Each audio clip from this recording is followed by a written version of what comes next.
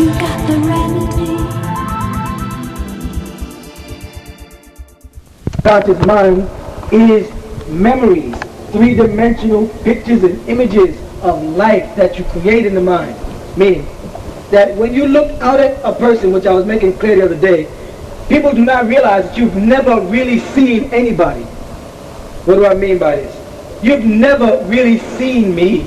What you've done is taken a picture of me when you, by way of light, it came in through the iris, past the retina, to the octave nerve, and then certain nerve impulses to the brain that stimulated memory centers for color, shape, form, and they're like a laser light produced a three-dimensional image of me or a hologramic picture of me that reflected outwards. You've never really seen me. You've never seen anybody. All you see is pictures of them in the mind. You know how the eyeball works, right? Yes. So anything that goes into the subconscious mind is stored there. Meditation will not rid you of all the evils that are there. You must learn to use meditation for concentrating so that you can have the power to pull out the subconscious mind to discipline what you want. The same thing if you put your 5 fingers down on a table right now and I said, raise your thumb. Are you doing it? Yes. It's relatively simple. Raise your pinky. It's relatively simple. Raise your pointer finger. It's relatively simple. Raise the finger next to it, the middle finger. Now keep the hand flat and raise that last finger. That finger is very difficult to raise because it's not used as much as the other fingers, and therefore the muscles to the tendons are not as stimulated the same way. You follow that? Yes. Well, man has learned to move in his pinky, his index pointer finger, but not his ring finger. He activates his see, hear, taste, smell, and feel senses, but his sense of emotion is like a lion in the jungle running wild, his mind. He can think bad even when he wants to think good. He can flash into negative thoughts while he's trying to concentrate on positive things because he does not develop that pinky. However, if this person was going to set out to be a piano player and they need that pinky, they would sit down and they practice and they develop that pinky until they can move it the same way they move the thumb and the other fingers. You follow that? Because they need to use it. The mind is the same way. You got to learn to develop, to use the mind to focus concentration with an even flow of positive energy. Otherwise, it will run wild and control you. Things have to be clear. Things have to be not vague. They have to be very clear in your mind. Anything that you want to happen, you must see it clear in your mind and control the wild wanderings of the mind. This is the first steps of meditation.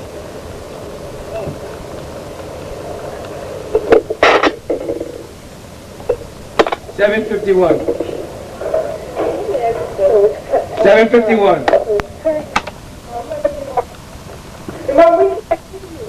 7:51. 7:51 and 9. See, the speakers are out. I mentioned it to the brothers who know, so they can work on it tomorrow. 7:51 and 9. See, the speakers are out. And 7:30 and 5. I'm doing fine. Babe, shukran.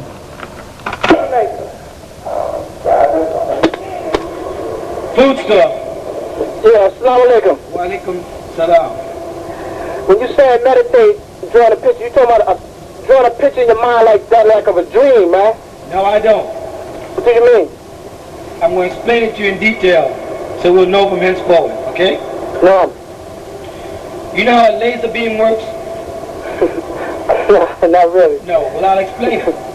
In order to produce a hologramic image is a three-dimensional image that truly exists, a three-dimensional picture. We first need what's called a laser light. The laser light is pointed directly at what's called a beam splitter, which will split the beam. The flow of the light goes straight towards the object we're going to focus on, and the other beam that is split shoots off and reflects off a mirror. All right? And then from that mirror, it's pointed at the same line on the other side of the object it was focused on, and meets it in midair before it hits the film plate it's going to be developed on. Right? And therewith creates a three-dimensional image instead of a one-dimensional flat picture. You see that?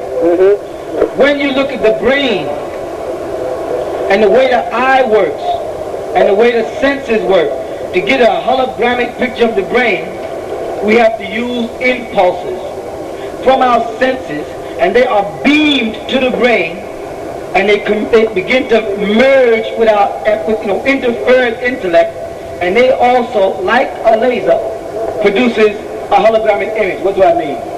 I mean, thoughts are passed through the body like light waves through the nerves, and they are centered towards the brain. They travel through the blood, which has oxygen in it. And inside the brain, there are billions and billions and billions of cavities of thoughts that are waiting to be stimulated. Once this light hits a certain point in the brain, it stimulates memories and brings back thoughts. You follow? So when I say to utilize the mind's eye for concentration, what I mean is anything that you want to come true, anything that you want to manifest positively or negatively, comes from total and complete control of concentration. Here, we'll take two subjects, for example, two types of character, which I affectionately refer to as the underachiever and the higher achiever. And I'm beginning to realize now, becoming a person who's very involved in studying human nature, that the world is made up of underachievers and higher achievers. The underachiever is easily identified because if you ask him to describe something, he does it one-dimensionally. A higher achiever, when asked to describe something, does it in over-exaggerated detail. He doesn't use vague expressions. If he asks him concerning an object, like a clock, he'll say, oh, a clock. Well, there's various different types of clocks. The type of clock I have in my mind is a wall clock. Oh, it's about 12 inches in diameter, which is a cross. And it has numbers that are standard American numbers running from 1 to 12. Counting while facing it, moves towards your right hand, around to your left and up. It has two arms on it. It's about 3 inches thick, has batteries in the back that activate certain wheels that make this, and he will explain it in detail until you can actually feel the clock and see the clock with him. Whereas the underachiever will just say, a clock. What kind of clock? Oh, just a regular clock on the wall. You follow that? The difference is the overachiever has the power to envision in the mind's eye a total three-dimensional image of anything he wants to come true. And here's the gift in that. Electrical impulses or electrical charges, right, send the waves of thought to the brain. Now, you cannot name anything on the planet Earth that is not composed of atoms and molecules or cells and organisms. And both atoms and cells are controlled by electricity and are formed by electricity and energy. You understand? Therefore, if you see anything, any picture of any object, the only thing you have of it in your mind is an electrical impulse image of it that's reflected back on the brain through light. You haven't seen the object. So therefore, anything that you think and put in full dimension is as real as anything that you're looking out at. So if you see success and you can have a vivid, not a vague, but a very vivid, imaginable picture of what it should be like to be peaceful and happy, you see, and concentrate it and see it, hear it, taste it, smell it, and feel it. See the joy in people's eyes and the smile on their face. and a healthy salam and people in prayer. When I would speak to y'all about what I saw years ago as Jami Ansar Allah today, people called it prophecy. It wasn't prophecy. It was the power of the mind's eye, my ability to take my dreams and make them real. Because I sensed it, I smelt it, I felt it. I saw the dome, I saw the crescent, I saw it when it bent and it tilted.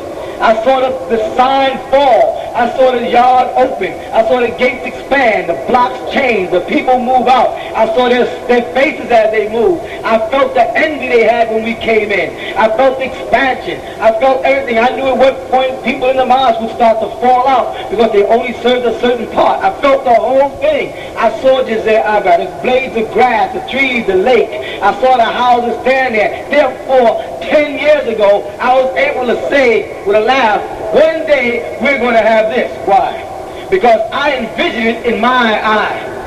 And because the Almighty Allah Ta'ala, who is Khaliq, the Creator, resides in my and your bosom, because He said He put Himself into us, then the ability to create is also inside us. The ability to bring from nothing into existence something also resides inside us.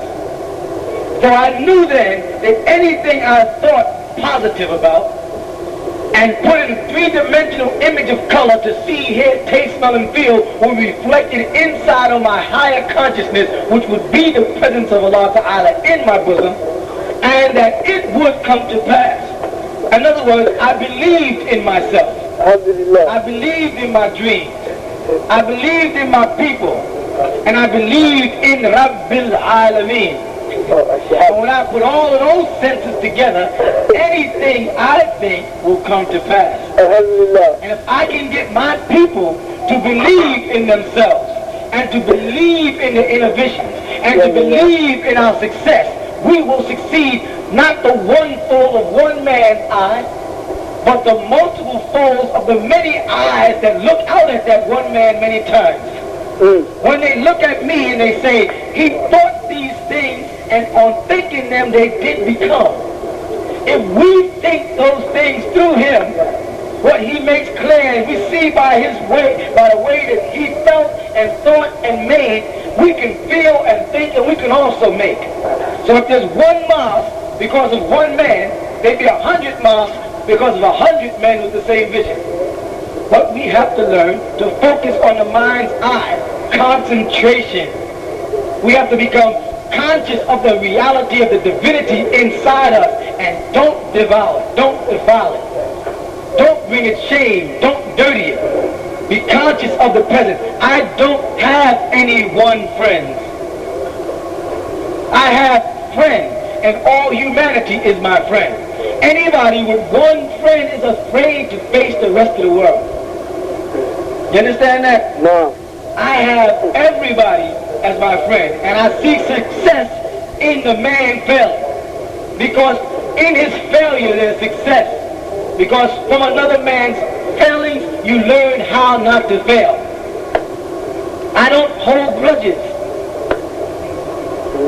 I don't want to revenge anybody.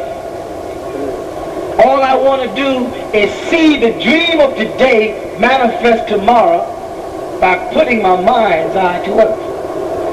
That's what I meant by the mind's eye. You have to have visual impulses that react on the nerve centers, and they stimulate things that become electrical images in the mind that are just as real as everything that's outside the body.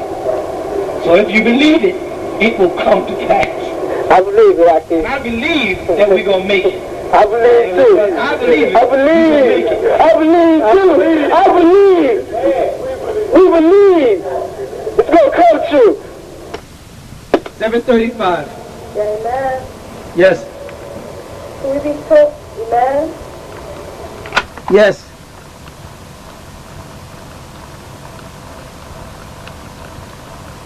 You have to talk louder. I don't know because I have to have the intercom so people can call in. And if I put the intercom open, I won't know who's calling in.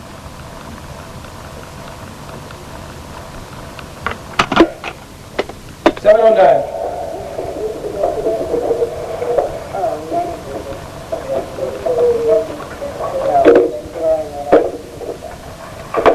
709. 717.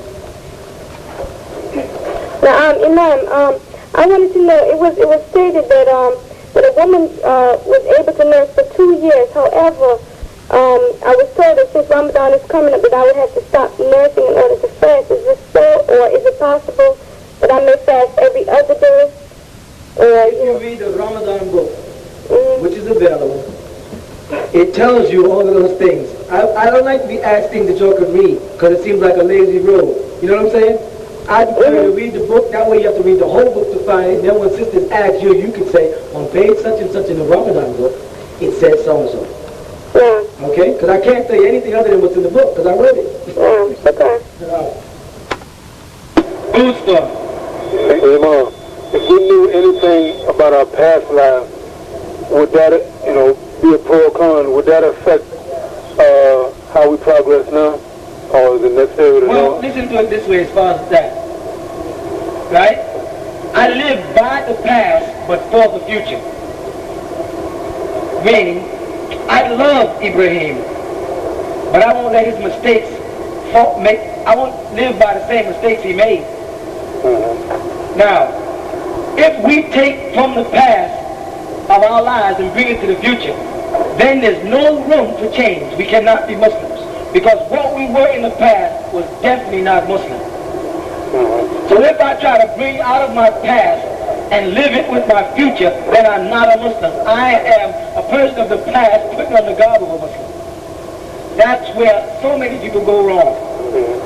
Because they are afraid to start off as a baby and establish a new way of life, and new ethics, and a new way of speech, and new everything. They have to reflect on what they were to impress the brothers. This is what I was in the street. This is what I used to do. And this is what I used to live. This is what I used to have. And when they do that, unfortunately, they bring out of the subconscious mind not only the memories and the images and the pictures, but the personalities. And then their aura is engulfed in that negativeness. Now they are a Muslim with a subconscious mind of a Negro. You follow that? And everybody they talk, they spit poison upon them. Every person they talk to about their past and what they were, where they danced, who they danced with, how many parties they went to, what kind of car they had, who they lived in, what school they went to, what university they attended. They're spitting poison on this person. They're like a scorpion. Okay? Hey, Mom, actually what I really meant was, I'm talking about the past lives before we came into this physical life. The past lives like thousands of years back. Okay, the past lives do not influence this life. The past lives are the vehicles to take you to the next life. Okay?